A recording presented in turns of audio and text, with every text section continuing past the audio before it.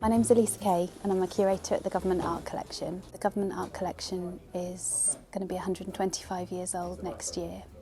There are 14,500 works thereabouts in the collection, and most of them are on display in government buildings in the UK and around the world. But this is a really exciting opportunity for us to show some works to members of the public. We've been working with the Show Windows team and a community interest company called Quiet Down There, and they've been working with Carriers of Hope, who are a charity who are based in the City Arcade, who work with refugees and asylum seekers, people new to Coventry. And a group of women who'd worked with Carriers of Hope before looked at a long list of works from the Government Art Collection and selected 10 works that they really felt a connection with. So we came up with a long list of works that we thought might fit the theme of Coventry in the world.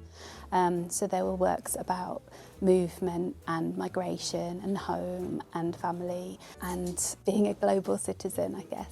The collection is mainly of British artists, but also of international artists who are based in the UK or have been based in the UK or studied here. So it's a British collection, but it's also an international collection of people passing through the UK or choosing to come settle here.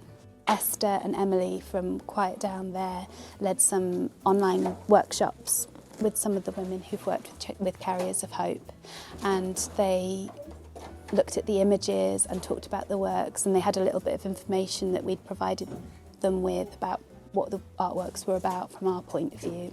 But they also responded really personally to all the works, and the selection was really based on their connections and their kind of immediate responses to the artworks and the way that they felt the artworks connected to their lives. And they said something really nice, which is that they hoped that the artworks would make people feel welcome in Coventry and would be a kind of warm welcome to people. So in Theatre Absolute there are 5 works altogether, and they all somehow are to do with movement. So from a scene of an airport by Julian Trevelyan from 1973 to a photograph by Mahtab Hussain of a young man standing, kind of poking out the window of his car. There's a painting by an artist called Mohammed Sami. He's from Iraq and he lived through 7 wars in Iraq before he sought asylum in Sweden and then came to the UK to study. And his painting is of a UK plug and a Swedish socket, and it kind of is a really, I suppose, quite a simple but profound way of showing that disconnection, of being kind of, being in one place but not quite fitting. And there's another work by Rachel Lowe, filmmaker, and her video called Letter to an Unknown Person, number 3, shows the artist on a car journey attempting to draw what she can see through the window as the car passes through English countryside. So kind of really quick movements of the pen on the window, trying to capture trees or hills or whatever's going past. And it's a really beautiful reflection on how impossible it is to capture a moment in time.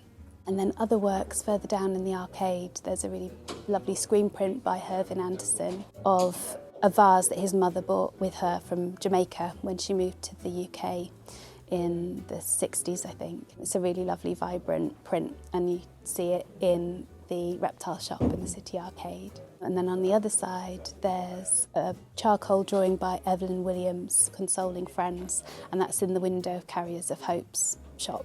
The women who chose the works really connected with that piece. It's a really beautiful depiction of 2 women supporting each other in a time of need, and they related it to the work that the charity Carriers of Hope does in Coventry. And then right at the other end of the arcade, in Instaclique's window, are a series of 4 sculptures from a series called W-Fold.